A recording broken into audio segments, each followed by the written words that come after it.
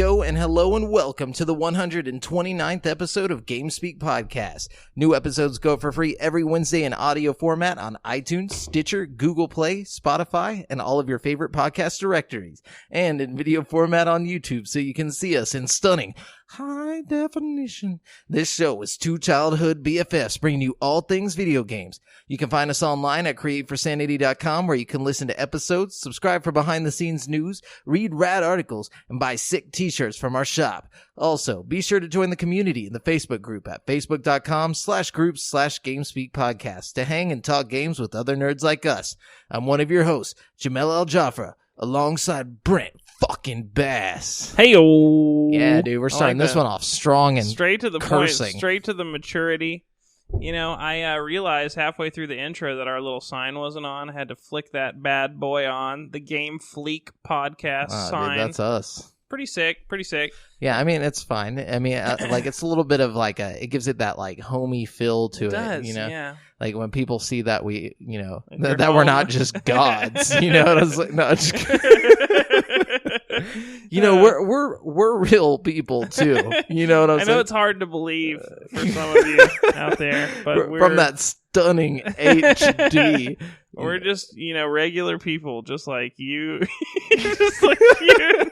It's just average Joes, you know what I'm saying? Yeah. The average Joes with average Joe lives. Yeah, we go to work, we play, we love.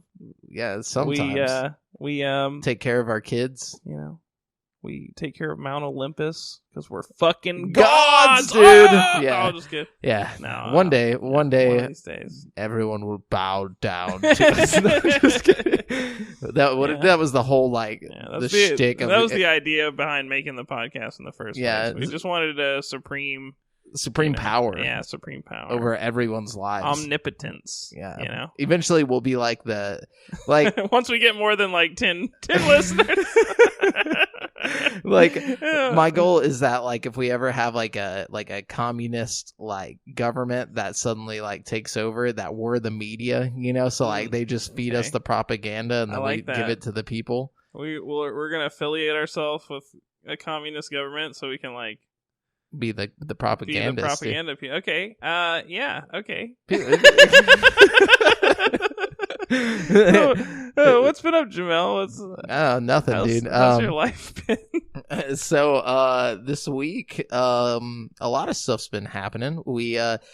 Brent and I are putting our minds together. We're molding them together in a weird, like I guess project that we're trying to do. We're trying to make a little short film. Mm-hmm. We're thinking about it. We're thinking about planning. it. Yeah. We're doing some planning. We're scripting. We're planning. We're making the rules. We're summarizing. Yeah. It's gonna be a horror short film, but if all goes well, we'll make more short films. And by short, we mean like 2 to 5 minutes. Yeah. Nothing crazy. It's gonna go up on the Create for Sanity channel. It'll be outside of GameSpeak, obviously, but maybe we'll do some game like short films. Who knows? But you never know. It's just a little test. You know, we used to make videos as kids, and this is something that we've wanted to do for a while. It's like, you know, as adults and like with good equipment, trying to make something and see what we can make. You know? Get creative with props. Ooh, props! You know what I mean? We need lots of props. We need real, legit props. See, that's exciting. You know, we can do that now. Back in the day, Amazon just wasn't. You know, I feel like we could get any kind of prop we wanted. If we needed like a prop gun or some prop blood, I don't know. Yeah, we'll be like the Carrot Tops of fucking short films, dude. We're gonna just have props for everything. Dude, yes, like we should. Carrot Top have a lot of props. Was that like his thing? Yeah, he's prop comedy. Oh, okay. Yeah, like I never really I just knew him from the 1-800. I don't even remember what it was advertising anymore. But see, like, we should have prop everything, even hands. Like, our hands should be props because we don't want them to get, you know, hurt on camera. So we'll use fake hands. Yes, for everything. I like that. At the end of every video, we should just destroy our fucking hands somehow. A brick falls on him. It's like a serious ass video, and we just like stick our hand through like a buzzsaw or something on accident. It zooms in on the face. Like, but we've been working on that. We also got up a but I'm guessing by the time this goes up, it'll be up. Maybe check Thursday. Thursday we will have an extra couch bro op. Special extra. Yeah, extra special. You can watch me wander around aimlessly in the woods for an hour. Yeah, in Burkittsville, Maryland. Burkittsville, yeah, we played some Blair Witch. Brent played some Blair Witch. Poorly, very poorly. Yeah. He had to switch hands. I did. I had my buttons a little mixed up. I've been doing a lot of switching, which I'll talk about later. But needless to say, the A and B, it just, they're in opposite spots on the controllers. Yeah. So it was kind of just fucked up. But the game, it's a fun watch. Go watch the video. Yeah, for sure. You can feel our frustration halfway through it. It's almost if we actually got stuck in the woods together. I feel like the game makes you wants you to feel that way. Yeah, it pushes you, because I felt it even more. I played it. We'll talk about it a little more. Yeah, we'll later. talk about it later. But yeah, so we did that. What about you? You got anything cool happen to you this week? Man, I've been playing just too much video games to really do any TV watching or anything, and other than that, just hanging out, doing my thing. Not a whole lot of anything really. Yeah, I've been eating too much food. I need to stop eating so much food. Yeah, put a limit on it. Yeah, that's about it. It's the worst part of life. It's stopping yourself from eating delicious food. Yeah, it's like we have access to just so much fucking food. It's horrible, but also excellent. Yeah, it's amazing. I'm not complaining. I'm just saying it sucks that our bodies haven't evolved to the point to where they can just deal with excess of food. There's some guy in a third world country who's like, fuck these guys, man. Just got done, he's just never gonna listen to this again. But anyways, yeah, so I guess we can jump into the video game news. Let's get there. Oh, video game news. Just so you guys know, we're using articles from gaming news sites from around the web, and we do not claim any of the material as our own. We are simply giving commentary on said articles. So I'm claiming it. It's all mine. No, I'm just kidding. I'm just kidding. Brent wrote all of these articles. JK. Yeah. All right, let's jump into it. I'll take us off. So every Pokemon card collector will know that the rarest cards can fetch a small fortune, and sometimes they even get lost in the mail. But what's unusual about the latest card to have the community abuzz is that it is from a set barely 2 weeks old, and yet has already fetched a sum of over $10,000 on eBay. Ballin'. Hidden Fates is the latest expansion in the Pokemon trading card game, but this one is special. The main set is relatively small at just 68 cards compared to the couple of hundred we'd see in most other expansions. However, Hidden Fates has a shiny vault, a 94 card subset of shiny Pokemon, which is sending collectors into a frenzy. Hidden Fates isn't sold like other Pokemon cards either, as you won't find single booster packs on sale in your local gaming store. Instead, the set is being released in a number of boxed products, such as the Mewtwo and Mew Pin collection packs, and the upcoming Elite Trainer box featuring legendary bird trio Moltres, Zapdos, and Articuno as a special tag team card. The holy grail of Hidden Fates is Charizard GX, a reprint from Sun and Moon Burning Shadows, but this time Charizard is shiny in black and red instead of its usual orange. It's the most sought after card in the set by a long way, and the average copy is going for upwards of $400. But that's not the limit. Obviously, the bidding on eBay for one of these Charizard cards went to $10,100. Good God. Yeah, so and these cards the expansion came out 2 weeks ago. Yeah. I want one of them. Yeah. So if you get lucky, we're looking for a Charizard. Nah, I mean, we're not going to give you $10,000 for it, but we'll take it. I might have to get me one of these Mew box sets, you know what I mean? Yeah, dude, what if, it's kind of like playing the lottery, Yeah. What if you just open a box and you got the fucking Charizard in there, dude? I wonder what's statistically more likely, like how many cards do you think are in circulation? You have 94 shinies. They're probably not all Charizards, you know what I mean? No. Yeah, I think it just depends. I don't know. That's kind of 94 odds? In the world. And the other shinies probably go for a lot too, if you think about it. Probably not 10,000, but I bet you get a couple hundred. Yeah, you know what I mean? Everybody wants Charizard, dude. Anyways, what you got? Okay, Cyberpunk 2077 looks to be a massive game. Whoa. And part of that will be the wealth of side quests. These street stories are essentially how you live out your life as a mercenary, and CD Projekt Red says that its experience with Witcher 3 taught the studio just how meaningful side quests can be. So much, in fact, that it has set up a dedicated team for them. After the Witcher 3 Wild Hunt, we actually founded a completely new team, the Open World team, which is creating some amazing content to fill this world with things that are meaningful, said quest designer Philip Weber. We want to make this so that you can do many smaller things around the city, but they're all cool and unique in their own way. Senior level designer Miles Tost added that the lesson from The Witcher 3 was that even simple tasks can be fun and exciting if you pack them up in a cool story. This came as part of a larger design, blah, blah, blah. But the point here is that they have their own little team to make the side quest. Now, I don't know if this is something that, like, other studios do or not. I just found it kind of interesting that they have like a wholly dedicated team working exclusively on side quests. Yeah. You know what I mean? Because I feel like they could probably come up with a lot of cool shit if that's all you're focused on. Yeah, it's a really good idea. I mean, because they can just like take all that, but they're probably one of the only companies that can afford to allot an entire team to that, you know? Yeah, probably. But there are a few others that probably could and probably should do that. You know what I mean? Like Bethesda. Mm-hmm. Or if the Assassin's Creed series continues to go about how it does, I feel like they should do something like that. All the missions kind of end up feeling like fetch quests and stuff, you know? Yeah, I think it'd be cool to be that team.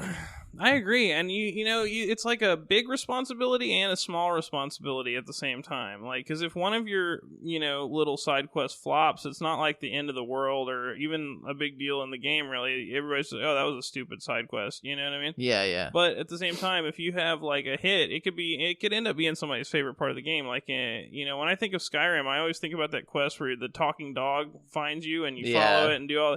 And I don't know. I'd love to make that side quest for somebody, like that special moment that made the whole game for them. You know what I mean? Oh yeah, like maybe like I know this one's super original. Like maybe like a talking chicken. Then you get there and it just like unleashes all the chickens on you like Zelda. Hell yeah, dude! I'm just kidding. But listings for Assassin's Creed 4, the Black Flag, and Assassin's Creed Rogue Remastered for the Nintendo Switch have been spotted on Greek retailer The Console Club's website. The bundle has since been removed, but was priced at £38 for both. Yeah, and was available for pre-order. Earlier this year, Assassin's Creed 3 Remaster was released on the Switch, and with the series moving to a biannual release schedule, it would make sense for Ubisoft to fill up that vacant year by porting the series to other platforms. Interesting. I would love to see Black Flag on the Switch. It's by far and away my favorite, Assassin's Creed game. AC, dude. Although I haven't played them all, to be fair. Yeah. Okay. Sega has officially taken the wraps off of the next Yakuza game. It comes as a major change for the action series, or it contains a major change for the action series, excuse me. During a press conference today, series creator Toshihiro Nagoshi unveiled the game as Yakuza 7. It aims to be a watershed movement for the Yakuza series, Nagoshi said. The game, which is set in Yokohama, features Ichiban Kazuka as the main character. Kazuka apparently is a big fan of Square Enix's Dragon Quest series, and Sega was able to work out a deal to be able to talk about the Dragon Quest franchise in Yakuza 7. Don't know why that's super important, but it's kind of cool. It's pretty cool, but, is it, like, newsworthy, But, whatever. In a big change for the Yakuza series, it appears the combat now plays out in a turn-based system. You can see this action in the video below. You can't see it. Side. Sorry, guys. Yeah. Interestingly, the developers Ryu Gotoku, that sounds like a Dragon Ball Z name, studio, released an April Fool's video this year the joke that Yakuza combat would be turn-based. As it turns out, it really is. Nagoshi said during the press conference that he hopes fans will welcome the change to the combat system, and if they don't, developers will consider switching it back with the next release. I think this is going to cause a lot of people to be pissed off, but I actually think that it will fit the gameplay style for Yakuza better and make it a more interesting game overall, But that's just my opinion. Yeah, I've never played one, so I always kind of like turn-based combat. I don't know. I just get into that. I'm cool with it. Yeah. It adds an element of strategy to me that I like. Especially if it's like kung fu fighting. I feel like that's going to be really interesting to see. Yeah, right? Yeah, it'd be strange.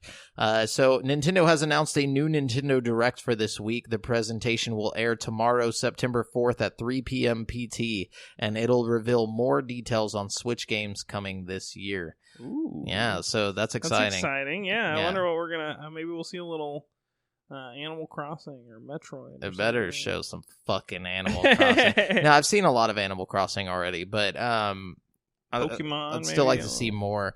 Hopefully, well, tomorrow it'll be out, so on the next episode, I'm sure there will be some stuff from it that we'll discuss. I'm excited to play that new Zelda game that's coming out pretty soon too. Yeah, I've already got it. The new old Zelda game. Yeah, I've already got it, pre-ordered and paid for. That's exciting. That's how it was with Medan. I had it pre-ordered, just waiting on me. Dude. It's a good feeling. It is. Let's see. I don't have a whole lot of news today. I apologize. That's fine. Recently, Ubisoft's Chris Early spoke out against Valve's PC digital store, Steam, saying its business model is unrealistic. He added, "It doesn't reflect where the world is today in terms of game distribution." Now, Ubisoft has further clarified its position on the matter. A spokesperson for Ubisoft told GameSpot, that the publisher elected to release The Division 2 on Epic Games Store instead of Steam because Epic's distribution model is, in the long term, more beneficial to publishers. It was a business decision to not put this blah, blah, blah. You get it. But basically, he slammed Steam in the process and told everybody, if you're a developer, you're just fucking yourself by going with Steam. You know what I mean? Yeah, but what about the internet, dude? Everyone's going to be mad. See, the thing about the internet is if all the developers band together, it doesn't matter. They're not going to have a choice. All, yeah. You know what I mean? I think people just need to get over it. So Reggie Fils-Aimé, who retired from his position as CEO and president of Nintendo of America only about 6 months ago. R.I.P. Reggie. Yeah, he's returning to school. Fils-Aimé will be teaching at Cornell University's Dyson School of Applied Economics and Management in Ithaca, New York later this year. Matthew McConaughey is teaching college classes now, too? Yeah, at UT. Pretty crazy, right? Yeah, I just want to go down there just to be like, hey. Get some classes from him. That'd be sweet. Yeah, dude. Can you imagine? That'd be so sick if Matthew McConaughey was your teacher. Like, you sit down and you're, getting ready and all the hustle and bustle, and all of a sudden you just hear, all right. Come from behind, the fucking door. Yeah. I would, legally change my name to Murph if I got his class, just because I'd want him to call me Murph. Murph. Dude, that would be sick. It'd be fucking dope. I don't think I'd go that far, though. I'd probably. Well, but it would be some sick. Would say you don't go far enough, dude. I'm just kidding. True, I guess. It's true. Do you want to die a winner, dude? Change your name to Murph. No, Fils-Aimé announced the new pursuit on Twitter this past Thursday. He previously graduated from Cornell University in 1983. Quote, Reginator is going back to school at Cornell Dyson. Just announced that I will be their inaugural leader in residence. Looking forward to teaching and mentoring during this upcoming academic year. Great way for me to give back at Cornell and at Cowles. Fils-Aimé's formal title is Leader in Residence, which, according to his LinkedIn profile, means he'll meet with students and lead discussions centered around leadership, conscious capitalism, and service. Which, according to his Grindr profile. No, oh, hell yeah, dude. So check it out. That's pretty cool. That's all pretty cool. Good for him. Love Reggie. He's my boy. Yeah, happy to see him. I'm glad he's doing something. Yeah. So Man of Medan is out. It's already out. Yeah. Getting mixed reviews, but that's not the point. It's out, and if you're a lover of that kind of game, you will love this kind of game. I mean, it's just a matter of there's just not enough of these games in the pool to where if you like that style of game, like I do, you know what I mean? then you'll just like it. If you want to know if you'll like it, watch our Couch Bro Op this upcoming Saturday, where we play part 1. We're gonna play the shit out of this game for you guys, and y'all will see. You'll be able to see. Our next 5 Couch Bro Ops will probably be Man of Medan as we play through the entire thing. So. Yes, and it's gonna be sick. But if you already have played Man of Medan and you're looking forward to the next game in the Dark Pictures Anthology series, look no further than Little Hope. It is the new game that's coming pretty soon. So, not pretty soon, 2020. Yeah. Well, I guess that's pretty soon at this point. Holy shit. We're getting old. But Little Hope's coming. It's going to be kind of like, from what I can tell from the trailer, it kind of has a Camp Crystal Lake kind of vibe. You know what I mean? Like they're going to be like a summer camp thing with like, maybe not Jason, but some kind of slasher kind of. Is it the same characters or a different? No, different characters, a different story. It's okay. It's going to be cool. It's going to be cool. I love this kind of thing, and I'm excited. I hope they keep doing them. I hope people buy this game. It's only $30. You get a pretty good chunk of game for $30. You know what I mean? Super replayable. Got co-op and stuff. Check it out. But, yeah. So, apparent leaked voiceover recordings from the anime production company Funimation allegedly reveal voice actors from Dragon Ball Z, including what appears to be Goku's English voice actor Sean Schimmel, making homophobic, incestuous, and overall offensive jokes while recording. Multiple audio clips were slowly revealed by Nick Rikita over the course of his Rikita Law live stream, which he claims violates Funimation's own workplace guidelines. Oh, I don't know, Goku. I really hate gay people. No, it was basically, but you get the idea what happened, and Toei Animation hasn't reached out to people. What did they say? Nobody's going to blame you if you say it. You're just I'm not going to say it, but I'm going to tell you what he said. Can you give me an idea? I want to know. So Can you show me? Goku's voice is like, he's like Goku saying this. He's not no, he's talking to his son Gohan, right? And he's calling him the F word over and over again. Like he's like, you little and he's like, oh my god, you're like fag. Yes. I don't want to say it. Because, sorry, I'm just trying to be clear. But with the OT, making sure he's not saying like fucker or something. No, he's saying the homophobic F word. Okay, with the OT. With the OT, was it a hard OT? It's a hard OT, dude. Oof, it's a hard FAG, hard OT. Was this recorded? Now, hang on. This is important. Was this recorded in 2004? Was this when Dragon Ball Z was like getting recorded and getting popular? You know what I mean? They haven't really said. Because it was a different time, son. No, I'm just kidding. Back then, you could throw that word around like it was hello. No, but I'm not saying it's right, and I'm not saying it's wrong. No, but you listen to like rap songs and stuff from that era. Nobody's going back and like bringing up old rap songs and like, hey, this guy. You haven't been on Twitter, but maybe I haven't. No, like basically, he says it like a bunch of times, and he's just like calling him that. He's like he says it like 3 times in a row, just like he's like, So where can I watch this video? Just go on the internet and type in Goku voiceover. That word. And this is actually Goku's voice. It's actually him. And none of these voice actors or anybody at the publishing studio have, reached out to any media to say anything about it. Deplorable. No.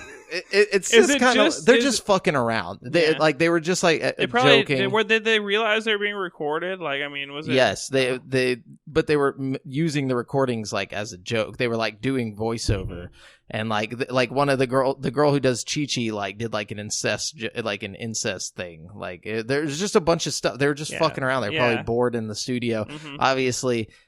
People don't like people to joke, so this is dangerous. I mean, did you see everybody freaking out about Dave Chappelle? Dude, it's got a 0% on Rotten Tomatoes. That is one of the best comedies. It was pretty good. Yeah, I watched it and it wasn't that bad.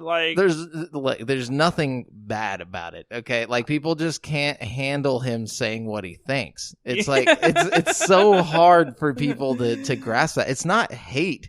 Like he's just saying what he he thinks. The problem is that there's something in there that's going to offend everybody. Every single person. Everybody. Even I, at one point, was like, "Oh, that's a little offensive to me," but it's like that's funny. That's what makes it funny. Is like, if you gotta be, you just gotta take it with a grain of salt. Some people don't understand like comedy, like. If you go back and watch like old comedians, like again, I'm going back to the old thing. You know what I mean? I gotta just get off the old shit, stay with the new shit. The new shit is. But Dave Chappelle is funny as hell, dude, and I don't care what anybody says. No, the only reason it has a 0 is because critics were trying to make it as hard as possible for people to watch it. They're just like, if we put a 0, people won't watch this.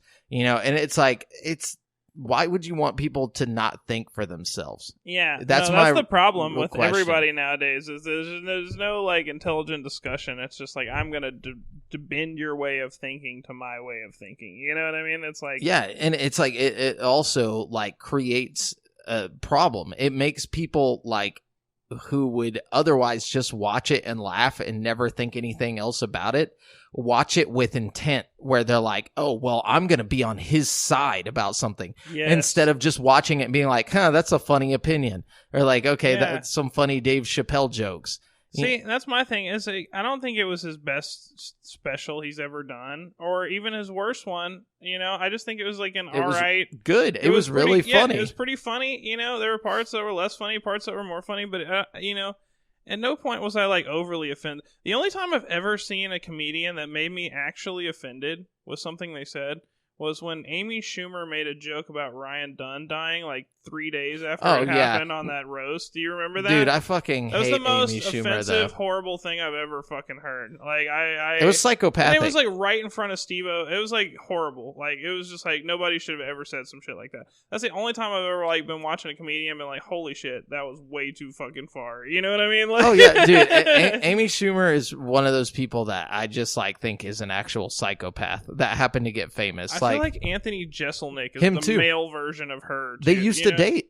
Oh wow, that explains a lot. Dude, I bet that was the most sociopathic fucking like relationship of all time. Oh, absolutely, dude. They're both sociopaths. Like, remember that time whenever the guy got eaten by a shark and like Anthony Jeselnik like made a dance, like where he had people dressed up like sharks and like they were just. He was like, unfortunately, someone died this week in Florida, and like showed a picture of the guy with like his family, and then he's like, that's, one for the sharks or whatever. And just like, they all come running out dancing as sharks. So I'm like, dude, what a piece of shit. Like his family is going to see Chappelle, this. Why isn't Anthony Jeselnik and fucking like, okay, everybody hates fucking that one bitch.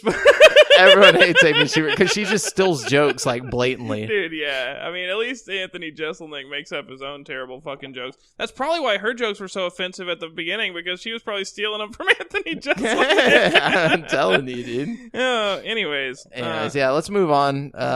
What you got? Okay, Telltale Games, creators of the episodic The Walking Dead, Batman, and Game of Thrones games, shut down last year after a tumultuous timeline of events. But a company called LCG Entertainment is bringing the beloved studio's name back from the dead. Oh, yes, those lovely publishers of the Duck Dynasty game. Yeah, dude, you already know. The new company plans to sell some of Telltale's back catalog and will work on new games based on Telltale's associated properties and new licenses. Jamie O'Tiddling and Brian Waddle are heading up the new Telltale Duck Dynasty.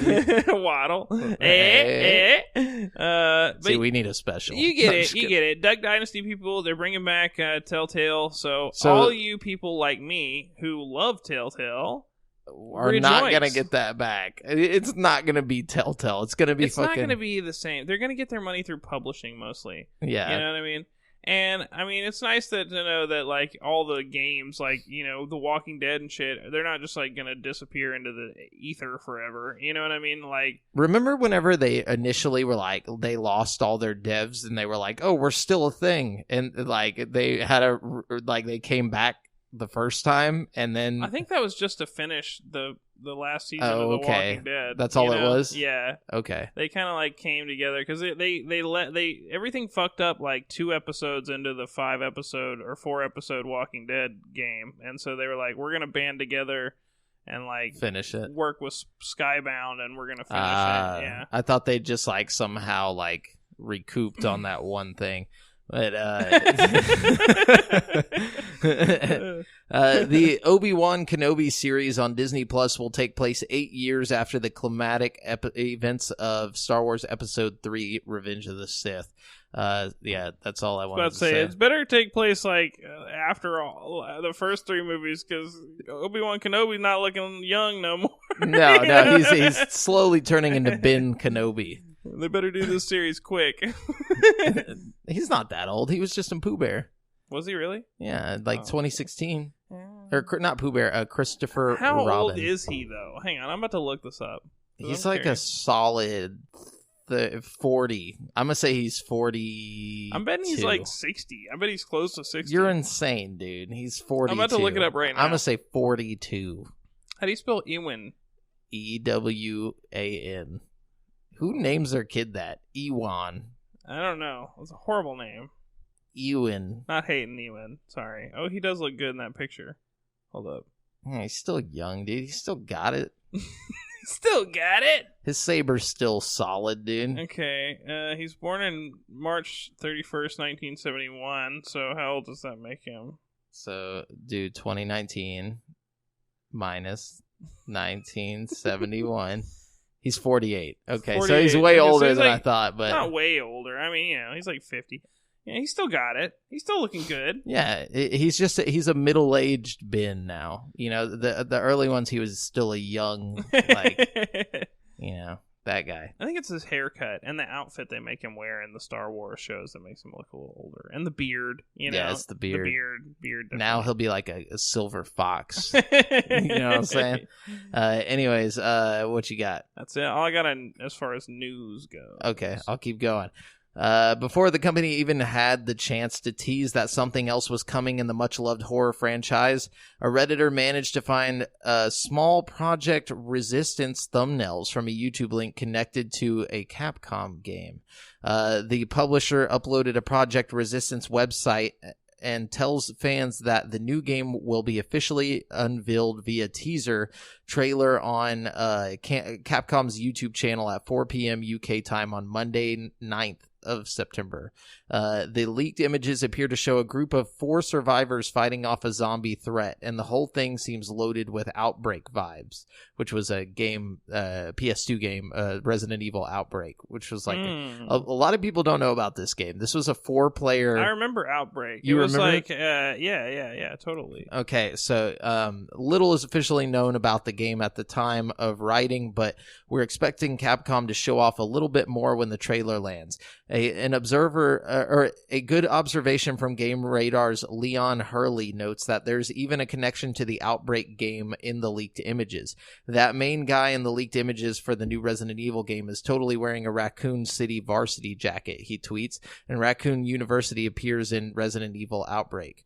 Yeah, so gameplay will be shown to attendees of Tokyo Game Show this year, too, with fans able to get in on a presentation of the game if they register ahead of time for the show. Hell yeah. Yeah, so that seems pretty cool. I'm glad they're going to do a multiplayer, type game. Yeah, I like spin-offs in the Resident Evil world. I'm okay with, as long as they keep the mainline Resident Evil series alive. I love all these spin-offs they do. It's one of my favorite, video game universes. You know what I mean? Yeah, and it'll be as beautiful as because it's going to be in the RE engine, so it's going to be gonna be looking crispy, wet, dude. Yeah, wet. It's going to be wet, dude. Dripping, dude. Disney classic games Aladdin and The Lion King are set to release for PS4, Xbox One, Nintendo Switch, and PC on October 29th. That sounds like a switcher to me. Yeah, dude. I like the arcadey style games on my Switch. I don't know. Oh, hell yeah, dude. I can't wait to get back into the fucking Lion King and fucking finish that game for once. That's one of the reasons why I'm not sure if I'm going to buy that shit, because I remember both of those games being supremely difficult. Yeah, but I want to beat it. It's made by Digital Eclipse, the company behind Mega Man Legacy Collection and Disney Afternoon Collection. It contains various versions of 2 games in the title. 90s Kids Rejoice, It will have the SNES, Sega Genesis, and Game Boy versions of The Lion King. Really? Yeah. It's going to have the Game Boy version too? Oh, I'm definitely getting it then. That's tight. Yeah, as well as the Genesis and Game Boy versions of Aladdin. So there won't be the SNES version of Aladdin. That's sick. Well, Genesis will look just as good as the SNES one would. It's actually better. At the time, like, say, a Sega game, the Genesis games were always different from the SNES games. So the Aladdin Genesis game, you get a sword, and in the SNES game, you threw apples. So like, you're gonna have probably why they changed it. Dude, that's sick, bro. I can't wait to try that. I'm just excited to compare the three versions of the same game. I don't know why, but that's the thing that excites me most out of all of that. Yeah, it's pretty interesting. I want to play the Game Boy version versus the Genesis version and all that shit. I don't know. That sounds cool to me. Yeah, and on top of that, it will also include things like quick saves, 15-second rewind. Better have them damn quick saves with fucking... Oh, yeah, dude, with the Lion King. But also 15-second rewind. Oh, God. You need it, bro. You need it. Watch mode, display options, art gallery, and a music player with the full game soundtracks. You can find more details in the Disney Can I be listening Classic to games. Lion King music while I'm fucking... playing Aladdin? Or can I be listening to the Game Boy soundtrack while I'm playing the Genesis Probably game? not. I'm going to go ahead and say no. Dude. Wait, that's Under the Sea. Where am I going with that? You know, whatever. It Yeah. works. That'd be sweet if they just had like secret fucking Disney tracks. Oh, hidden, shit, dude. You know? Wait, what's the Lion King song? Oh, I wanna be a mighty king. Dun, dun, dun, dun, dun. Yeah, but how it's like... Oh wait, that's not the. There it is. Okay, that's where I was going for, but I got. So now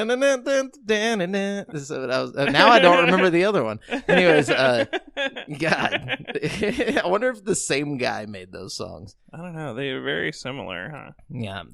The ever popular streamer Tyler Ninja Blevins. This guy again. Always in the news. He has signed a sponsorship deal with Adidas. Ninja announced the deal on his Twitter account saying, Why does Adidas want a video game player to represent their shoe company? Like, what? Where do you use your feet at all in this? I'm sorry. Because, dude, get with the future. Get with Ninja. I'm humbled and excited to officially announce my partnership with Adidas. The tweet was then shared from the Adidas Originals account, welcoming him to the family. Quote, no shortcuts, only long days. Never let anyone tell you that you can't catch your dreams. Choose your path.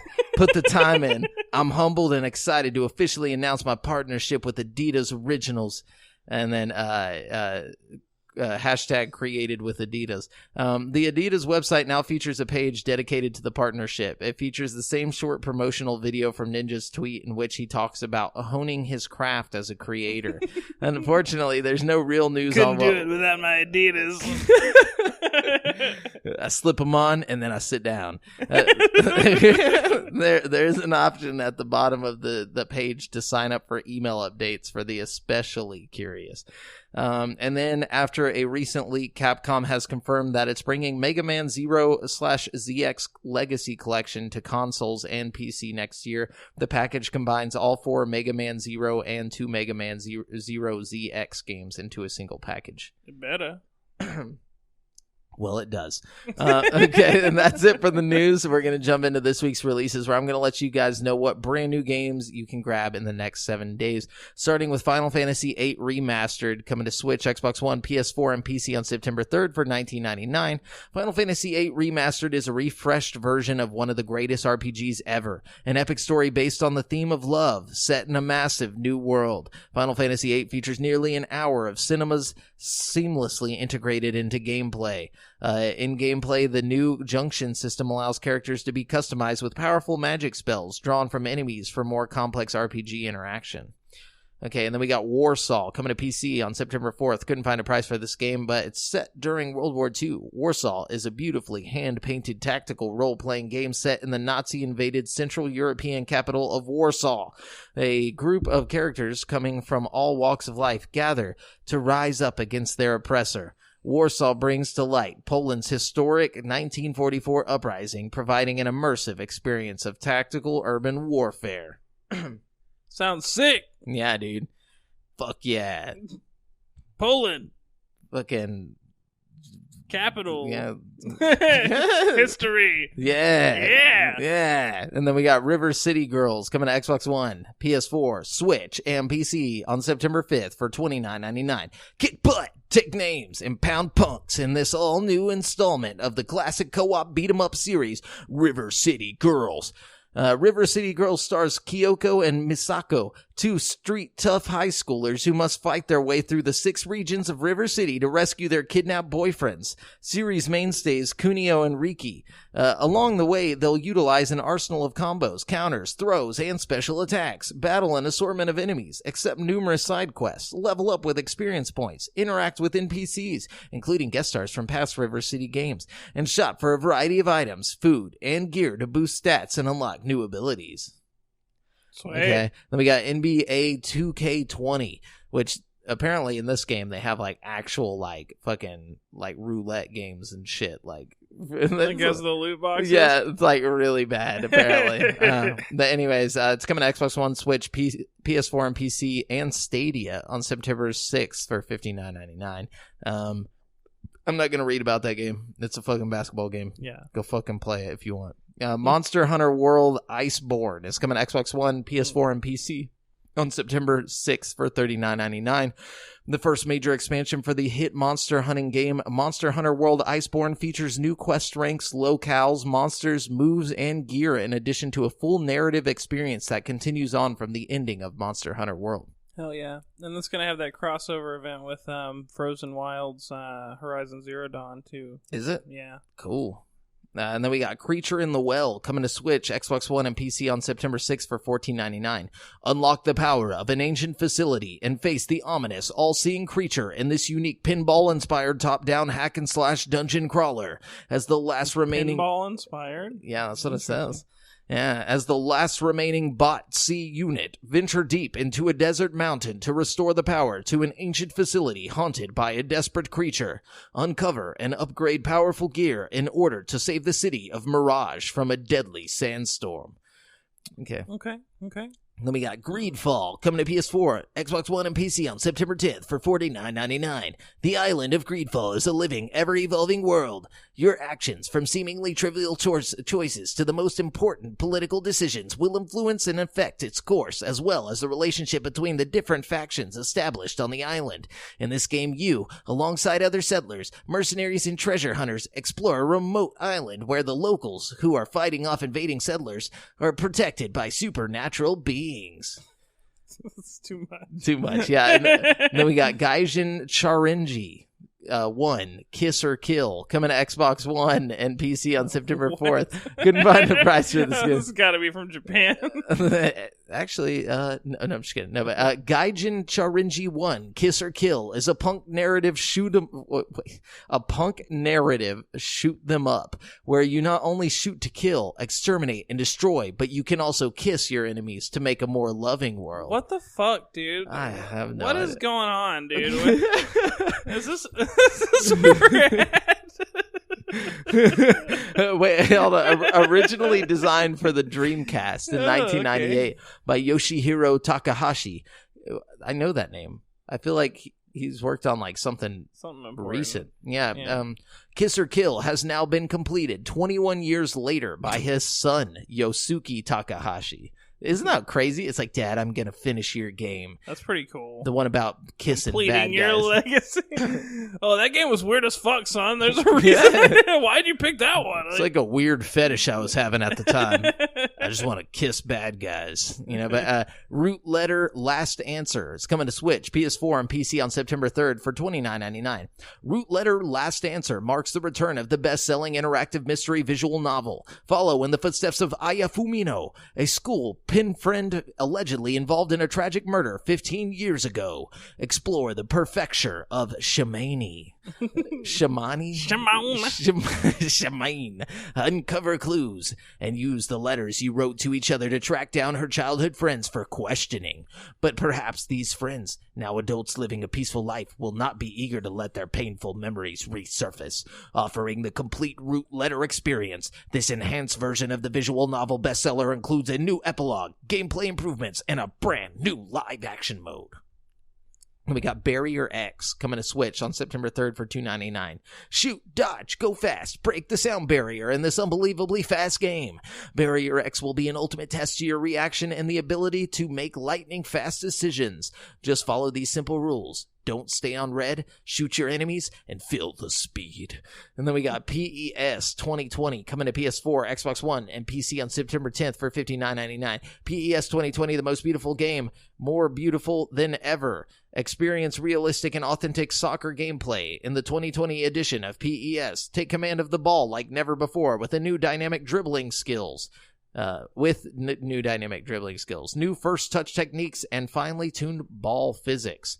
All developed in close consultation with renowned ball fiddler, midfielder, and... Just kidding. That's not true. That's not what he does. He's a renowned midfielder, whatever that is. Some type of soccer guy. He knows a lot about balls. Gears 5. It's coming to Xbox One, PC, September 5th. Or on Game Pass. Or no, it'll be coming to Xbox One and PC on Game Pass on September 5th, and then on September 10th for $59.99 if you don't have Game Pass. Right. The world is crumbling. You're just fucking up. Yeah, it's kind of dumb not to have Game Pass if you have an Xbox. Yeah, you might as well just go jump off a bridge if you don't have Game Pass. No, I'm just kidding. It's only $2 though, so Yeah, if you don't just screw yourself out of free games. I mean, basically free games. For real. The world is crumbling. Humanity's reliance on technology has become their downfall, and enemies are uniting to wipe out all survivors. As Kate, you must journey across the biggest, most beautiful Gears world to uncover the origins of the Locust and fight with your squad to protect what's left. Skim across glaciers, sail over deserts, and descend into sunken ruins to discover the largest and most diverse Gears world ever created. Play solo or with a friend in local split-screen co-op or online cross-play co-op. Did they say bro-op? Oh, dude, we're going to do that. Especially since we got Game Pass. That's what I'm saying, man. Then we got Pester Quest Episode 1 coming to PC on September 4th. Couldn't find a price for this one here, but embark on a quest of epic importance in Pester Quest, a grimsicle episodic visual novel adventure set in the darkly funny Homestuck Hive Swap universe.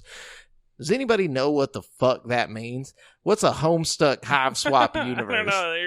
That just sounds like a ping pong ball of words bouncing around the hallway. Well, find all the answers you're looking for as you zap between Earth and Alternia, making friends as you go. Because after all, that's what you do best. And then we got Blasphemous. Coming to Xbox One, PS4, Switch, and PC on September 10th for $24.99. Blasphemous is a 2D intense action platformer that takes place in an unforgiving, nightmarish world. And then finally, we have Finn and the Ancient Mystery, coming to Switch on September 3rd for $4.99. Join Big-Eared Finn on a journey across 10 magic platform worlds to destroy 6 huge bosses, master magic, and save the world. You are the one with the strength to succeed. Finn must unravel the mysteries of the clan and find hidden crystal artifacts to protect the world from the Ancient Destroyer. Cool. Yeah, that's it. That's it for this week. Gears is probably the only thing that I mentioned that seems anything interesting. Yeah, they picked a good time to release it. Especially since I don't think there's that much hype for it, So I feel like Xbox diehards will probably all play it. You know what I mean? Just because there's not a lot of exclusives, and they want to be like, oh, we've got a good exclusive. I'll have to judge it myself. I think it will be fun. I honestly, all the Gears games have been pretty fun. You know what I mean? Yeah. I think the co-op will be fun. Yeah, I agree. Be worth playing. That's what I'm all about. I love that couch co-op. Boop, boop, boop. Yeah. So, you got free games for Xbox? Yeah, I do. So, this month, grab Hitman the complete first season on Xbox One. I highly recommend it. For free from September 1st to 31st. And then also the game We Were Here from September 16th to October 15th. And then on the Xbox 360 and Xbox One, you can grab Earth Defense Force 2025 from September 1st through the 15th, and then Tekken Tag Tournament 2 from September 16th to the 30th. So Hitman. No, I'm just kidding. No, that is cool, though. I personally really like Hitman a lot, so I'm probably not the, I've already got it, so it doesn't excite me too much, you know? I wish it was Hitman 2. I'm ready for him to start putting Hitman 2 for free. Same. You know? Or even on sale. I'd buy it if it was on sale, but... I just want free shit. Me too. Just give me more free games. If you got a PS4 out there, we got some free games. They actually told us in a timely manner this month. It was kind of crazy. I couldn't believe my eyes. This month, we're getting Batman Arkham Knight, which is sick, except for I just paid money for it, which kind of sucks. And it's on Game Pass now. Yeah. So like, as soon as I bought it, it was free everywhere. And we're also getting Darksiders 3, which just came out a few months ago. I'm not sure how good it is, but it's brand new. So yeah, you know, if you like classic God of War feel. Yeah, hell yeah. So there you go. Bada boom, bada bing. Some decent games for PS4 this month. Yeah, so grab you some free shit. And then we're going to jump on over to currently playing. Brent, what are you playing? You said you've been playing a lot of shit. I've been playing a lot of shit. Well, I played... Save BW for last. Sure, yeah. Okay, I played Medan. I went ahead and got that. You know, it got a lot of hate from the critics, but I didn't, you know, watch any of the reviews, because it's one of those I knew I was going to play anyway, so I don't like to watch reviews unless I'm, like, debating on buying it, you know what I mean? Yeah. Because I don't want to be spoiled, especially in, like, a story-heavy game like that, you know what I mean? For sure. And, so I played through it, I enjoyed myself a lot, and, I went and watched the reviews to see if everybody was as excited as me, and everybody seemed to fucking hate it. But, you know, that's just, you know, such is life. Everything is kind of a matter of opinion, especially... Subjective, yeah. It's subjective, especially in this form of media. You know what I mean? I think video games are one of the more subjective things out there. Yeah, because it's your personal experience with it, you know? How well are you at that type of game? And how much do you enjoy that type of game? It's a very specific type of game that not everybody enjoys. And I find I'm in the minority in how much I like, you know, this kind of game. That being said, I really had a good time with it. You know, there's some weird things, like the graphics will be like PS1 quality, and then they'll get really realistic and good. Yeah, you can see that in our video. Yeah, totally. There's some decent jump scares later in the game. It's a little shorter than Until Dawn, but like only by like 2 hours. But I think it's kind of a good thing, because it makes it more approachable for like a second playthrough. You know what I mean? And it has this option that I haven't tried yet, which I'll probably do on my own time later.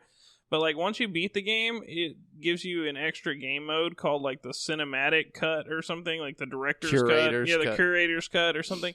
So there's like a whole nother version of the game, I suppose, that I can play. I'm not entirely sure, but I'm excited to check that out at some point. But yeah, I'm overall I'm happy with my $30 that I spent on it. You know what I mean? Let's see. I have been, but like honestly, I probably would have already gone through it a couple more times, but I am playing the shit out of Fire Emblem, dude. It somewhere along the line, I just got hooked. Yeah. And I am in it deep, dude. Like deep. I'm like 20-something hours into it or something, and like it's not deep enough. Dude, it's 100 hours long. Is it really? Yeah. Oh, good. Because I don't want it to end. I'm having a lot of fun. You know, the game just makes you feel like a fucking super fucking badass professor. You know, you're raising all your students. The only problem is it gives you lots of upgrades that like permanently upgrade your stats. And I know the game wants me to spread it out amongst my students, but I just take them all, dude. My character is just like the ultimate god fucking tier character. People just come up and like I just touch them and they like explode. And you don't care if your students get murdered. I don't give a shit, dude. I have it turned to where like I turned off classic mode and started a new game because that shit was just too hardcore. I recommend playing your first playthrough on casual because like it's devastating when one of your fucking students dies and they don't come back. You know what I mean? So I'm gonna go back and play my second playthrough with like permadeath. You know what I mean? And make it raise the stakes a little bit. You know what I mean? Yeah. But I'm finding all kinds of things where I think if I play through it again, I'll be fine. You know what I mean? That reminds me. Have you ever played like Pokemon with the permadeath situation where like no, like a lot of people play it where not a lot of people, but there's like this thing that people are like, okay, permadeath version where if your Pokemon dies, you like release it or something. Yeah, if your Pokemon faints, like that's it for that Pokemon. Like you have to get rid of it. No, I haven't seen that. It sounds terribly hard. Yeah, it sounds horrible. You'd have to just run away from battles all the time to keep your Pokemon from dying, I feel like, That's true.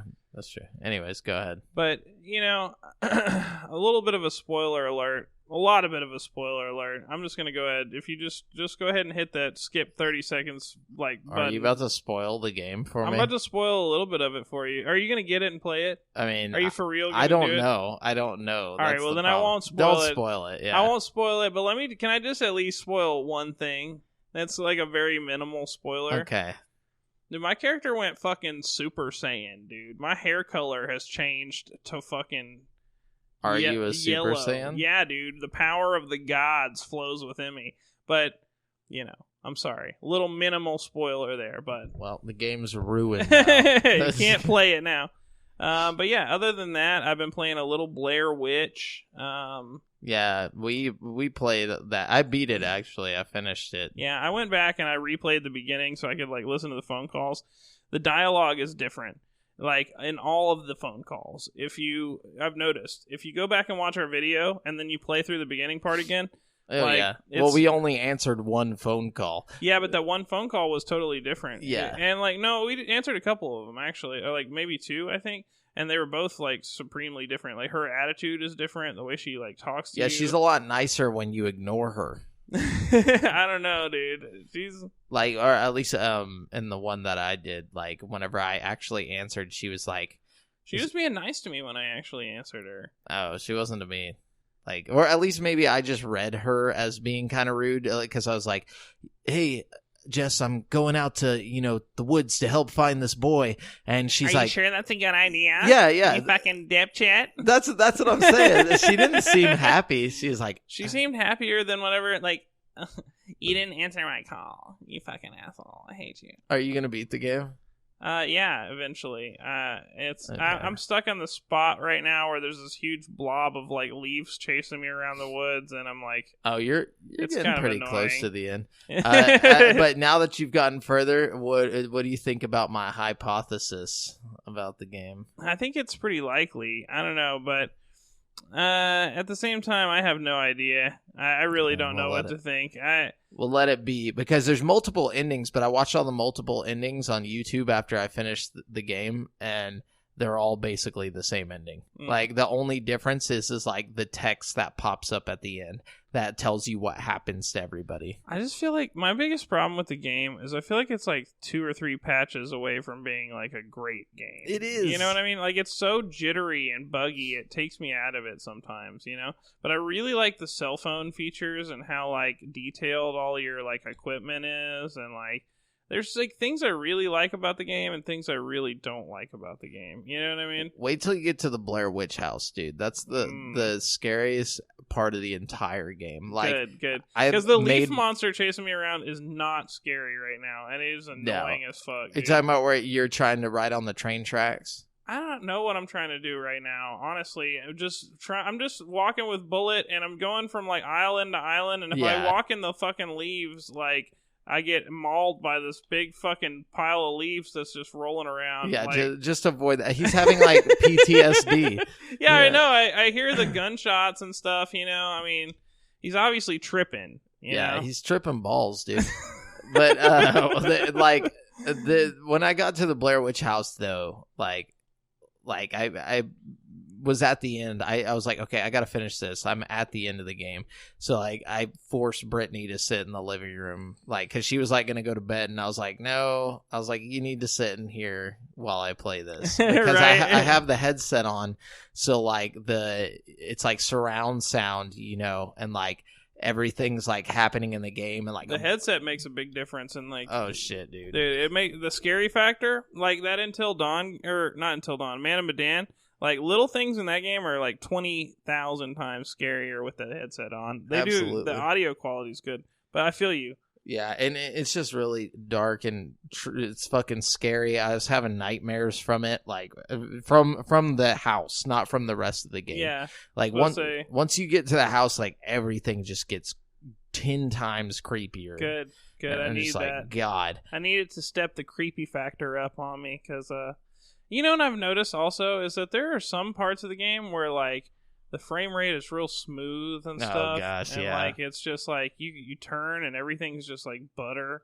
And then there's like, especially at the very beginning of the game, it's like you try to turn and it's like, yeah, it's really bad. I feel like they rushed the game out for some reason. I just feel like there's parts of it that are significantly more polished than others. Yeah, I definitely think they rushed it out. I think a patch could fix it. I really do. Yeah, but I mean, for a free game, I ain't complaining. Oh, hell you no. know, like, it's one of the better games that's come straight to Game Pass. You know what I mean? Yeah, it's one of the better games that I've played this year, honestly, like story-wise and stuff. And it's a lot better than some other horror games I've played, that's for sure. Yeah, you know, absolutely. I'd say it's on par with, like, it reminds me a lot of Paranormal Activity in VR. Which I've never played. It's really fun. You'd get a kick out of it. But it's like, it's a lot of the same kind of pacing and, like, scares and stuff, you know? Nice. That's pretty cool. Yeah. I like it. Is that it? Yeah, that's all I've been playing. What about you? Blair Witch, and then The Man of Medan. So, like, I've already talked about it. Well, there you go. But yeah, that's what we've been currently playing. So let us know what you've been playing in the Facebook group at facebook.com/group/GameSpeak podcast, or let us know in the YouTube comments or wherever the fuck you're listening to this at if there's a comment section, and we'll see it. And then we're going to jump on over to the topic of the show, which today's topic of the show is a little bit nostalgic. It's our top 10 educational games, or edutainment games as they call them. You know, these are the games that you grew up playing in school. You know, everybody wanted to hurry up and get their work done so they could just fuck around on the computer. This is the stuff, you know. Or just games that teach you a little something. You know? Yeah, that too. See, subjectively, my list was just my favorite ones that, like, I have nostalgia for. Mm-hmm. They probably don't hold up at all, but I love them. You know, but Brent might have some that, you know, are more modern or something. Well, who knows? Yeah, we'll see. We'll see. Because I'm just letting you know, I don't think there's a single modern game on my list. So that's good. Okay, let's do this. Well, let's kick it off. You want to start it, or you want me to kick it off? You want to kick it right into outer space? Oh, wait. I actually only have 9 games. Why do I only have 9? Let's just do... Oh, shit. Oh, shit. Broke it, dude. No. Well, here, I'll do 2, and I'll start it off. Yeah, okay? you started off with 2 of them. So number 10 for me is Apollo 11 VR. Oh, wow. This is a pretty swick game. It starts you in the, you know, Apollo 11, you know what I mean, right when you're taking off, and it takes you all the way from launch to the moon back. You know what I mean? Really? Yeah. Does it look real? Yeah, I mean, pretty real compared to other VR games. You know what I mean? There's a little bit of a problem with, like, head tracking. Like, it wants to put you... It kind of drifts to the left. I mean, there's a little bit of technical issues that keep it from being, like, a great game. And there's not really a lot of, like, gameplay elements. But as far as, like, an educational standpoint, I mean, you really get an idea of, like, how claustrophobic they were in that fucking, like, little... you know, place they were in and shit, and, like, you know, what they had to do, like, as far as, like, there's a part in the game where, when they got to the moon, right, this is real shit, when they got to the moon, they got in the moon's orbit, and they, like, broke their spaceship apart, and, like, flipped the spaceship around and reattached to the broken off part of the spaceship while they were in orbit.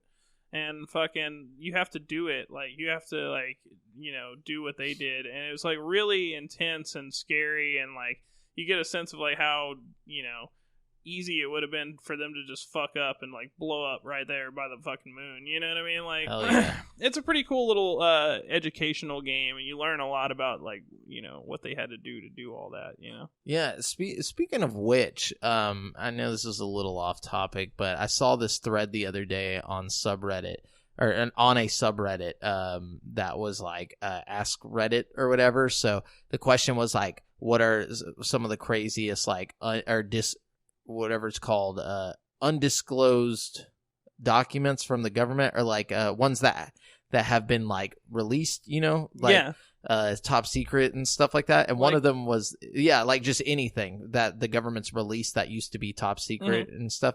There's a link to the speech that Nixon would have had to read if they wouldn't have made it back from the moon. Really? What is it? It's just the speech that it was, like, the script that he would have to read.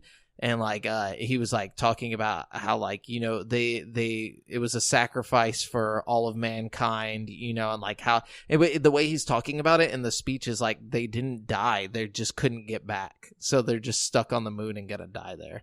Like, it was fucking terrifying. Like, so they were going to make everybody think they got to the moon regardless, even if they, like, fucking... No, I just mean, like, that was a possibility that maybe the ship wouldn't work to get them back. They didn't know if they knew they could get them there. They just didn't know if they could get them back. Yeah, for sure. So, like, it's like, yeah, they're sitting on the moon right now. You know? Fuck. It's like, so, can you imagine, and somebody was, like, commented on it, was saying, like, can you imagine if they would have actually, like, died on the moon, and then, like, at this point, anytime anybody looked up at the moon, they knew there was just like bodies there, you know, like that we had never went and reclaimed. It's just like, I mean, surely the Russians would eventually go up there and like, you know, get the bodies. If we didn't immediately send another mission to the moon, you know what I mean? I just imagine like, you know, people just like every night looking up at the moon, knowing there's just skeletons. That's hardcore. Anyway, sorry. It reminded me of that. Cool, yeah. So number 9 for me, you know, I'm not sure if you can really consider this an educational game, but I feel like, you know, you learn things while you're playing it, and it's creatively stimulating.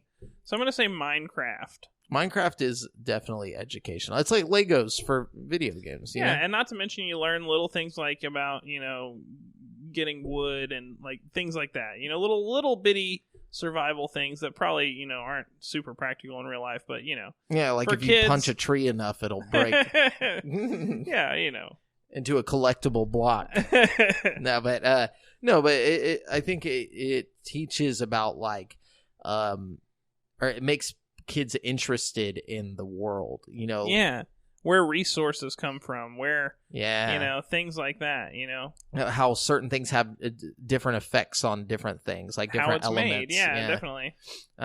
So number 9 for me is the Jumpstart series. Do you remember the Jumpstart series, dude? No. Where, like, it was just, like, a point and click, like... do I remember the Jumpstart series? Did they do the Pajama Sam games and like I believe so. And like Freddy Fish and Putt Putt Saves the Zoo and fucking I don't think Jumpstart that's like Davidson, but Jumpstart was like Jumpstart Kindergarten, Jumpstart like reading or whatever, and like it was like a rabbit, and then you just like go to different like, you know, locations and like do like mini games and puzzles and stuff. I don't remember. I was all about that shit when I was a kid, dude. Like anything like to get my mom to let me play video games, I'd be like, oh, I'm just gonna play Jumpstart, you know, like that's all I'm gonna play, you know. So like I'd be playing that shit. It was fun to me. Yeah. But yeah, I'm pretty sure there's a bunch of people listening that are like, dude, they probably know exactly what they you're talking about. They know, dude. Anyways, what you got for number? So number 8 is another one that isn't like implicitly, you know, it's not like a learning game, but I feel like, you know, chess is kind of a mentally stimulating game. Lego Chess. It was a computer game I played back in the day, and it taught me how to play chess. So therefore, I feel like it's taught me something. You know what I mean? That's true. And dude, it's pretty cool. They had little animations for everything you would do. Like they had a different animation depending on which piece attacked what piece, and like they had different costumes. So if you had a different like costume on your chess pieces, they would do different things. Like if you had your pirates set, you know, they would shoot the pawns instead of like stab them with the sword, or, you know, it was pretty cool. Yeah. No, for sure. Actually, I think what I was going to put for number 10, I'll just put for number 9 or whatever. I was going to put Portal on here because I feel like Portal is one of those games where it's like almost like, it's a brain teaser, you know, like it's one of those things where it makes you think. Yeah. You know, it's not just a game where you just put it on and like, it's like, oh yeah, this will be simple. You know, like you actually have to think about what you're doing. Yeah. And if you play multiplayer, you gotta like team building. Yeah, it's cooperative, you know. But that's why I didn't put it down. I was thinking about it. I remember, and I was like, I'm gonna put it on there, and then I walked off and like never put it on there. But hell yeah. But yeah, so I know that's a weird one, but what do you got for 8? Number 8 for me is Reader Rabbit 2, Which, dude, I loved these games when I was a kid. Is this the same rabbit from the one you were just talking about? No, this one came out in those damn rabbits, like man. the 80s. I feel like I remember Reader Rabbit. It sounds familiar. You probably do. Reader Rabbit was at a lot of the schools. Like they would have them just like on those old shitty computers and like let the kids play them. But Reader Rabbit was like it was another point and click thing, but I remember the fishing game in it very specifically. There was like this fishing game where a fish would come by with words on it, and you would have to like match up certain things like to actually get the fish, or like it'd be like rattle, and then you'd have to be like snake or like whatever, you know. Oh yeah, dude. Oh man, I get so nostalgic the nostalgia, for bro. these games. I think about it. I remember the PopCap games, dude. Oh yeah, I remember the aquarium one where you like with the fish, where you fed the fish. Yeah. Oh my gosh, dude. Man, we should do one over like the best PopCap games. Ooh, or just Flash games in general. That'd be awesome. Dude, that's an easy one. Yeah, I could go on for days about Flash Hell games. Yeah. Anyways, what you got for 7? So number 7 for me is one that comes installed on every single computer. It's actually 2 games, and both help you with math pretty significantly, I feel like.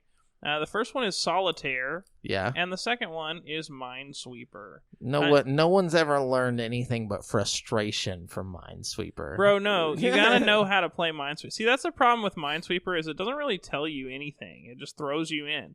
But there's a definite way to play Minesweeper. Like, if you are good at adding and, like, figuring out, you know, like... Probability, you can win pretty easily at Minesweeper. Man, I've Googled how to play Minesweeper like less than a year ago. It's super simple. It's not. All you got to do is like you click on a thing, right? And it just deletes like a patch of blocks, okay? Yeah. And you get a number for the block you clicked on. Now that number in that block is how many mines that block particularly is touching, okay? So you can, like, if there's only one block touching your first one that says 1, you can assume that one block is the mine, you know? So you mark that as a mine, and then you just kind of work from there, you know what I mean? You kind of go out, and you're like, okay, well, this one's already touching one mine, so it can't be touching, the mine's here, so this has to be this, and it just all starts coming together, and when it starts clicking, it feels really good, because then all of a sudden, you know. I feel that. I like that. It's a good one. What do you got for number 7? Number 7 for me is SimCity. I feel like SimCities are really... It's a good one. You learn all about economy and stuff, you know? Yeah, and like... Yeah, it's like economy, it's resources and like things that you don't think about as a kid, but they make it a fun game, so you just play it. You know, you don't even realize you're learning these things till one day you're just talking to someone about politics and you're like 5 years old, and then you're like, oh, that's a good one. So number 6 for me is Math Blaster. Do you remember Math Blaster? Is the absolute shit, dude. It's a fucking dank ass game, dude. Oh, it was so sick. It was so sick that it was like a learning game, and they put it on fucking Super Nintendo. Even it was that good. Remember? So the one that I remember is like there's like stuff floating out in front of the ship, and like I guess it'll be like the multiplication problem, and then like the numbers will come flying up on like a can or something. You got to shoot the right one. Yeah. That was dope, dude. It was really fun. You had to think on your toes, and it actually had fun little shooter mechanics. It was cool. Yeah, there was one where you use your little jetpack to like float up to the right answers and stuff. I forgot about that. It had like different games in the game. That was a fun game. Such a good game. Number 6 for me is another one like Math Blasters, but it was called Number Munchers. I don't know if you remember those. Oh, I remember fucking How did I forget? That should have been on my list, dude. The Number Munchers was dope. With the little troggles or whatever they're called. The troggles, yeah.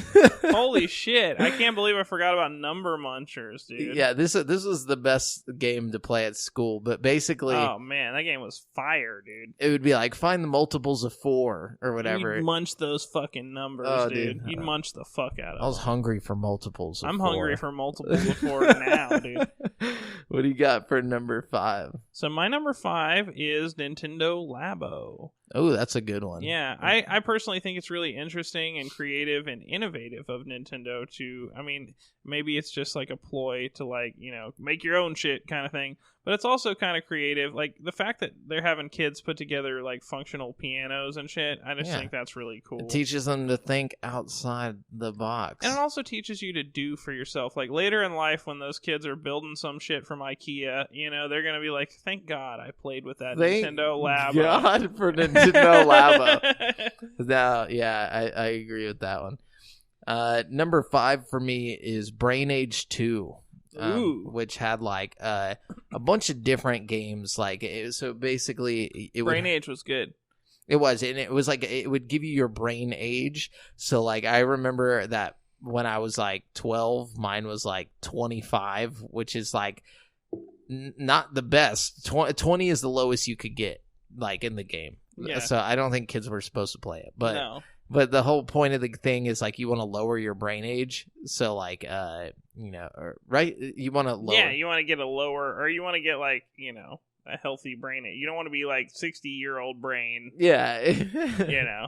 But basically, it would give you a bunch of different tasks and things to do, like Sudoku. You play like rock, paper, scissors, but like you spoke into the microphone. Mm-hmm. So it'd be like, And it would like customize the tasks it gives you depending on what it felt like you needed to be mentally stimulated on. Yeah. It was pretty cool. It was cool. It was like reactive training and stuff like that. But it was so much to do, and it would be like daily, so you'd be getting a little exercise for your brain, basically. It was a good excuse to have your Switch by your bedside, so you could wake up and do your brain age thing, I don't know. Yeah, definitely.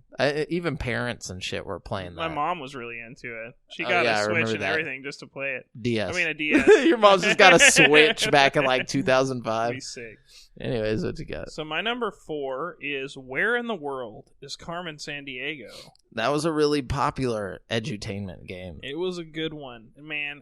I mean, okay, so for those of you youngins out there listening to the podcast that never experienced any of this, they got it on Netflix now. So oh well, I mean, it's does it? I've never watched the Netflix version. Do they have to find Carmen Sandiego somewhere in the world? I think so. I mean, I would assume because that's the plot of the game. Yeah, baby. You're just like in random locations, and you just gotta find her. Yeah, you gotta find her. Fun fact about Carmen Sandiego: right after the World Trade Center incident in 2001, they took that out of the game, and it was a big thing. The World Trade Center? Mm-hmm. They cut it out of the game. They just they canceled the Where in the World is Carmen Sandiego. Well, just like all future copies of the game didn't have it. 9/11 edition. 9/11 edition. Yeah. Oh, jeez. Number 4 for me is Oregon Trail. That's a good one. It is a good one. It teaches you about dysentery. It teaches you about typhus. Love, hunting, loss, fording the river, hunting.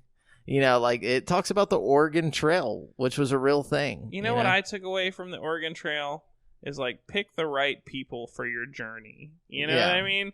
It's all about who you're traveling with, in my opinion, in the Oregon Trail. Because I would always pick people with a lot of money, and we get stocked up on supplies. But then we'd be floating down the river, all our shit float away. Now I just got this broke dude who's got no skills, Yeah, dude. Oregon Trail. Good game. Good game. Definitely. Ahead of its time. It was. It was a good RPG, dude. Yeah. Basically. Anyways, it really was. What you got? Number 3 for me is Brain Age. Oh, so you got the first one. Yeah, the first one. First one's I didn't even know there was a second one, to be honest with you. To be 100% frank with you. I don't know. Number 1 was great. Number 2 was just the same thing, but like they added like a little bit extra games to it. I'm not mad at that. Yeah. Number 3 for me is Mario is Missing. Oh my god! I didn't know that was an educational game, but I guess that makes sense. I used to play it a lot as a kid. I loved that game, dude. I have weird, vivid memories of it. Like just being like, what the fuck does this game mean? Where's Mario? Why is he missing? I always thought I was just gonna find him like right around the corner. Me too. For real, I knew he was in the game. I just couldn't find him. I was too stupid. But notable locations in the game include Cairo, New York City, Paris, and Tokyo.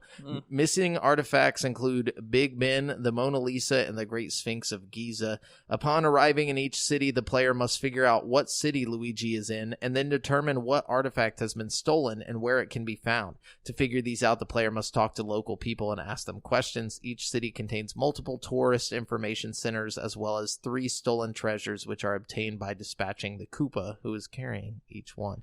Love that game, dude. Yeah, me too. It was definitely nostalgic. What you got for number 2? So my number 2 is the Assassin's Creed series. I feel like it's educational in the sense that, you know, I learn a lot about like characters from history while I play it. Now, they might not be the most authentic representations of these people, but, you know, some of them I would never have known about otherwise. You know what I mean? Yeah. Particularly in the Assassin's Creed games that I'm interested in, you know, I find myself digging deeper into the lore. But, like, you know, I don't know, like in the pirate one, there's a lot of like historical pirates. Almost every character in the Assassin's Creed game is somebody just drawn from history. You know what I mean? That actually existed. Yeah. Now, again, it might not be an accurate representation of that character, but you know, it's interesting. You know, and I feel like it's enough to spark that educational like desire to go learn more. You know. Yeah, that, and it also, they have that whole thing in the game where, like, you can just take, like, a museum tour of, like, the pyramids and shit. Oh, yeah, for sure. Yeah, so that's and every game has a different, like, historical time period that they dive into, which I think is cool and interesting, you know? For sure. Number 2 for me is Mixed Up Mother Goose. This one was a huge, huge part of my childhood. Like early childhood. This game, one night while preparing for bed, a child, which is the player's avatar, is sent into the dreamlike world of Mother Goose, who desperately needs his or her help. All the nursery rhymes in the land have gotten mixed up, with none of the inhabitants possessing the items necessary for their rhyme to exist. And so the child will find themselves helping Humpty Dumpty find a ladder to scramble onto a wall, bringing the little lamb back to Mary, and seeking out a pail for Jack and Jill, among others. Yeah, so like, basically it's a point and click. It was a Sierra game, so, you know, it was high quality for a kid game, but dude, Sierra made some good ass games, bro. It was so fucking good, dude. I loved it. I love the music to it, all that stuff.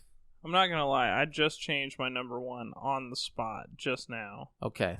My number 1, I'll tell you right now. My original number 1 was gonna be Oregon Trail. Okay. I love Oregon Trail. It's a great game. Yeah. But I just remembered the best educational game ever made. Oh shit! What is it? It is Homer's Odyssey Wishbone Edition. Holy shit, dude, I forgot about that game. Too, until just now. Oh my god. You talking about that last game just sparked something in my memory, like the Sierra style kind of game. Dude, Wishbone, the Homer's Odyssey, the Iliad kind of, dude, they fucking killed it. I learned so much about, like, I got to like a point in high school where we started learning about Homer's Odyssey, and I just knew everything because I played that game when I was like 10. You know what I mean? And I learned so much shit about Homer's Odyssey, and it's a fun, interesting game. And if you know your shit about the Odyssey, you know all the puzzles. You know what I mean? So it's like, I don't know, it's super interesting and informative, and you learn a lot. It's really cool. I miss edutainment games like that. Me too. But yeah, that's my number 1. That and Oregon Trail, but you know. My number 1 is The Typing of the Dead. Ooh, that's that House of the Dead mod, right? Well, it wasn't a mod. It actually came to Dreamcast. Really? So it was like a Dreamcast version of the House of the Dead. Overkill. Well, Overkill. It actually came out in Sega put out Typing of the Dead Overkill in 2013. Hell yeah. Like that recent. They like put out a updated version. So do you have to have like a keyboard to play it? Yes. And so like the zombies are walking towards you, and it's just like the arcade version of the House of the Dead 2.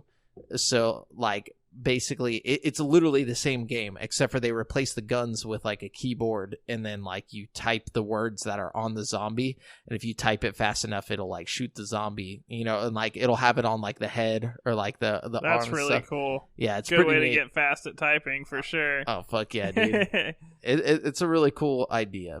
Anyways, that's it for our top 10 edutainment games. Let us know if you have any that we missed, or if like you're younger and there's like some new ones out that we're unaware of, you know. Yeah. Let us know. Let me hit them with these honorable mentions real quick. For sure. We got Titanic VR, Chernobyl VR. They were all in a tight race with Apollo 11 VR, but I feel like Apollo 11 was a little more informative than those two. And, of course, Call of Duty 1 through World at War. I feel like I learned so much about World War II from the Call of Duty games. Oh, definitely. You know, despite the fact that they're just basic shooters, more or less, you know, they taught you about battles that would otherwise have probably been overlooked, you know, except for, like, if you're just a super, super history buff. You know what I mean? I don't know. Definitely. You learn about, like, all the campaigns and stuff that went down. And all the different allies and, you know, I don't know, like... Yeah, and there's always, like, the black and white footage that, like, in the middle, you know, would, like, tell you what's going on. And yeah, oh, I love that. Yeah, I thought about doing Medal of Honor for that reason, but... Ooh, yeah. Both are really good history games. Definitely. So let's jump on over to the People's Champion. Ah, yes, the champion of the people. Yes.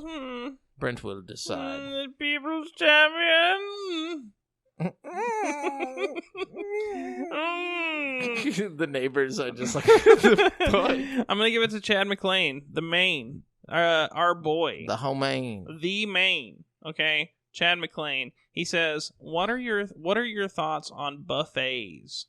Are they really that great, or just for convenience sake? Also, boobies. First off, buffets are no joke, dude. Buffet is something that you're supposed to enjoy. And I love a good buffet. Me too. Like, you know, a lot of people, I was on that cruise recently, and a lot of people were like, oh, I like to go to the dining room. And don't get me wrong, I do like to go to the dining room. It's all good. But, you know, buffets go hard as fuck, man. You know? Yeah, why would you go to the dining room when you could eat all the same shit but times 20? Yeah. You know what I'm saying? Times 10 million, dude. Just as much as you want. Breakfast buffets are also exceptional. You know, buffets are good any time of the day. It doesn't really matter when, you know? Yeah, they're dangerous. They are. They're super dangerous because, like, you put a pile of eggs and bacon in front of me. Oh, I'm not stopping. No, until it's all gone. It's gonna be gone. You know, like, it's hard to limit. Golden Corral is excellent. Oh, dude. I go to Golden Corral a lot. My cheat days consist of Golden Corral. I'll fuck with Ryan's. Oh, yeah, dude. I like Chinese buffets. Hell yeah. Dude, you can't go wrong. You know, buffets generally, it's just, I give it a big thumbs up. This is going to blow your fucking mind. Everyone who's listening to this, get ready. You better strap a helmet on. Otherwise, you won't be able to live. I've actually been to a KFC buffet. Oh, dude, me too. I used to live in Tennessee. I used to live next to one. And we went all the time, dude. Holy shit, it was so good. It's literally just all you can eat KFC chicken. With the mashed potatoes, fucking biscuits, dude. Oh my god. Everything you usually nut to, like at KFC. And I remember it being pretty affordable too. It was like $9 a person. It was only $9. It was something like that, yeah. It's like $10 for a bucket of chicken at KFC. Like, I could just sit here and eat the bucket and fucking everything else, and you get all the sides. Yeah, like access to all the sides they got available. Dude. The mac and cheese, dude. The mashed potatoes. Oh, dude, it's over. I like literally suffocated on biscuits in there. They had to like resuscitate me. At least you died happy, you know. Oh, I did, dude. Oh, thanks, Chad. Yeah, it was a great question. And boobies. And boobies, also. Dylan. We got Dylan Parton here. He says, are you truly excited about any games coming out before the year ends? Personally, I'm ready for Gears 5, Modern Warfare, and Ghost Recon Breakpoint. I was really excited about Man of Medan. That's out now. I wasn't excited about Fire Emblem, but it ended up being it's probably the best Switch game I've ever played. I'm ready for Gears 5. I think it's going to be cool. Oh, I'll tell you what I'm excited for. The Outer Worlds. I think that's going to be really cool. Yeah, that'll be cool. I'm real hyped about that. Let's see, what else is anything else coming out? I'm really fucking hyped about The Legend of Zelda. Link's Awakening. Link's Awakening. That's one of my favorite Zelda games. So that's gonna be neat. It's like the only one that wasn't like completely made by fucking what's his name, the Shigeru Miyamoto. Mm-hmm. But I'm excited about Pokemon. No, Pokemon, dude. Sword and Shield, that's gonna be sick. Yeah, I've already got my copy of Zelda waiting. I need to put down on Pokemon. Or are you gonna go Sword or Shield? Probably Sword, unless you go Sword. I don't care. Shield. You make the decision. I'll go the opposite. It doesn't really make a difference to me. I just like Swords better than Shield, so I'll probably go with Sword. I think most people do. Anyways, yeah, so I'm excited for some Switch stuff. I really want to deck my Switch out with some shit. And whatever is coming to Game Pass, I think that there'll be more good Game Pass things coming at some point soon. Basically, I'm excited every month because I want to see what comes to Game Pass. Like that, and I was excited about Blair Witch. Got to play it, love it. Mm-hmm. So. Mm-hmm. Yeah, man, there's a lot I'm excited for. I know it's not coming to my head right now, but there's a lot of things that I'm hyped up about. I need to get one of those little things from GameStop where you can like look at all the stuff coming out. I really want to play Judgment. I never got a chance to play that. I don't know what that is. It's like the game from the Yakuza people that's not Yakuza. Oh, okay. But it's like Yakuza. Yeah, I'm somewhat hyped for Gears 5, like just to see if I like it. I think I'm going to like the campaign mode. You know what I mean? Because after playing the multiplayer a little, I feel like it looks really good. And I think it's going to, I think they're going to be worth it in the story. Cool. Yeah. All right. Thanks, guys. Good questions. That's it for listener questions. Brent, let's wrap up the show. We're going to do it like we always do, by flying to the past in This Week in Gaming History. Man, This Week in Gaming History, we're flying back to 2002. I got 3 games long ago. In the same week. It was a good week in 2002, back in the day. Okay, 3 games. You probably won't guess any of these, to be honest with you. They're a little obscure. Let me try. Okay. So the first one, September 3rd, 2002 for Xbox, original Xbox. This is a horror game based on a popular movie. Okay, is it The Grudge? No. The Ring? No. Wow. It rhymes with The Ring. The Bing? No, just kidding. What rhymes with The Ring? Think about it. Horror movies. Something that rhymes with The Ring. Oh, God. Scream? No, dude. The Ring, Just say things that rhyme with The Ring. The Bing, the Ding, the Ring. Real words. The Sing, the You're on the right track. It was close to the Sing. It's a real word that rhymes with bling or whatever. Okay, should I just tell you? Yes, please. It's The Thing. Oh my God! I don't think of that as horror. That's like sci-fi. How do you not think about it as horror? It's definitely a horror movie. Technically, I think it technically is. Yeah, but I've just always watched it as like it's exciting to me. It's not. It is exciting. To me. Yeah. I don't know why, but they did a game and it came out in 2002. September 3rd. Sing, the ding, the bing, the hash dinging. Anyways, okay. What you got? So the day before that. Okay. 2002. September 2nd. PlayStation 2. We got a game that is... What kind of game is it? You'll never guess if I don't give you some good hints. It's like a vampire... It's got vampires in it. It's a vampire It's a Bloody game. Rain? No. Okay, no. Vampires in it. Okay, if I give you more clues, just start. Just give me like the genre. What kind of genre is it? What do you do? It's like an action game. You like you're fighting. Is it like a Devil May Cry type game? Yeah, probably, but less Devil May Cry-y, more like Buffy the Vampire Slayer. You remember the Buffy the Vampire Slayer game? Yeah. Maybe a little bit like that kind of, but more. Oh man, it's got vampires in it for sure. Is it like called like Awakening or some shit? Okay, let me give you another clue. It's a Marvel title. Blade? Put a number after it. Is there a fucking Blade game? Blade 2? Yep, there you go. Boom, Blade 2. I did not even know there was a Blade 2 game. All these movies come out with all these games were like releasing with like the theatrical, It's like, why don't they do that shit nowadays? I don't know, but I liked it. I liked that back in the day, Me too. What's the last one? So this is September 5th of the very same year for PlayStation 2. This one is going to be a little more mainstream as far as games go. We got mechs. We got some robots. The Robotech? No. Gundam? No. Mech Assault? No. Mech Warrior? Think down to the core. To the core? To the core. Like the core of what? The armor. Oh, Armored Core? Yeah, dude. Armored Core 3 came out on the 5th of September 2000. Wasn't Armored Core made by, like, From Software? I'm not sure about that. I know it's made by, like, somebody that's prominent today, but, like... We could probably find out. I'll tell you that right now. I'll let these people know. I'll let them know who came up with Armored Core. Armored Core 3. From Software, yeah. Wow, really? Yeah.